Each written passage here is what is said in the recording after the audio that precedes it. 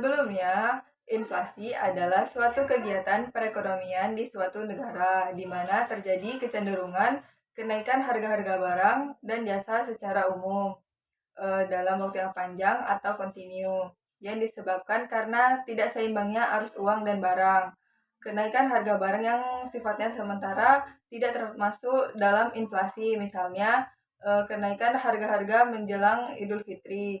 Pada umumnya, inflasi ini terjadi karena jumlah uang yang beredar di masyarakat lebih banyak daripada yang dibutuhkan. Menurut Sadono Sukirno, pengertian inflasi ini adalah suatu kenaikan harga barang-barang yang terjadi dalam suatu perekonomian. Sedangkan menurut Bank Indonesia, pengertian inflasi ini adalah kecenderungan harga-harga untuk meningkat secara umum dan terus-menerus.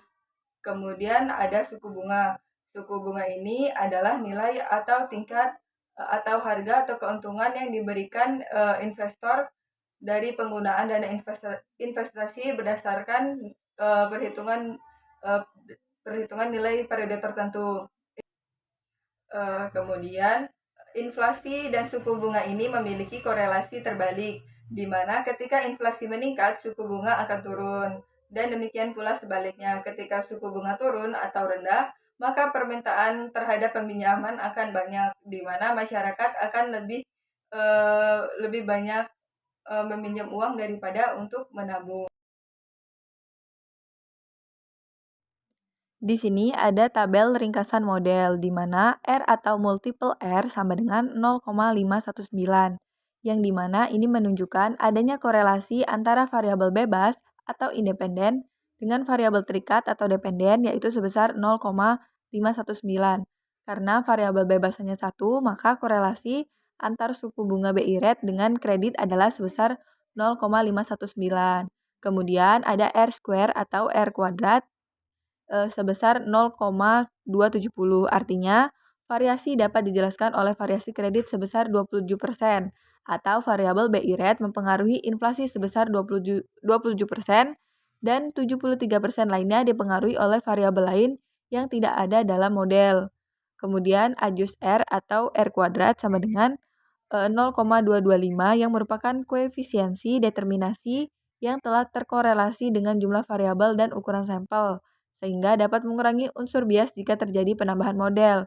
Selanjutnya ada standar error, yakni sebesar 0,78763 yang menunjukkan penyimpangan antara persamaan regresi dengan nilai dependen real. Kemudian, dalam tabel ANOVA ini dapat diketahui F hitungnya sebesar 6,089 dengan SIG sama dengan 0,006 yang merupakan nilai yang menunjukkan titik kesalahan yang terjadi jika F hitung sebesar 6,089 ini ternyata tingkat kesalahan atau probabilitas sebesar 0,006 yang berarti lebih besar dari 0,005. Jadi dapat disimpulkan bahwa variabel bebas secara simultan tidak mampu menjelaskan perubahan pada variabel terikat atau model dinyatakan tidak cocok atau fit.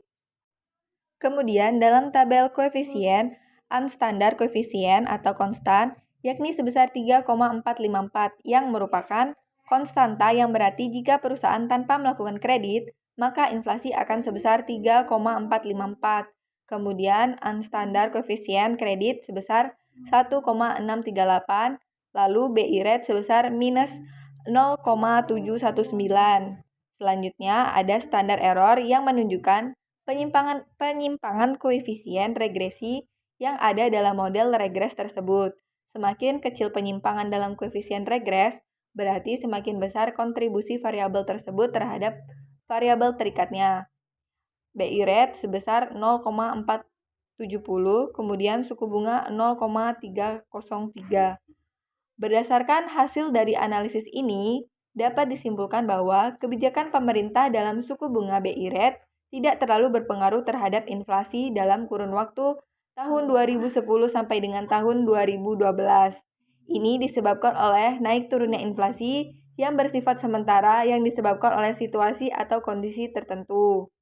Selanjutnya, dari hasil analisis ini dapat disimpulkan bahwa Kebijakan pemerintah dalam suku bunga kredit bank swasta nasional investasi ini juga tidak berpengaruh terhadap inflasi.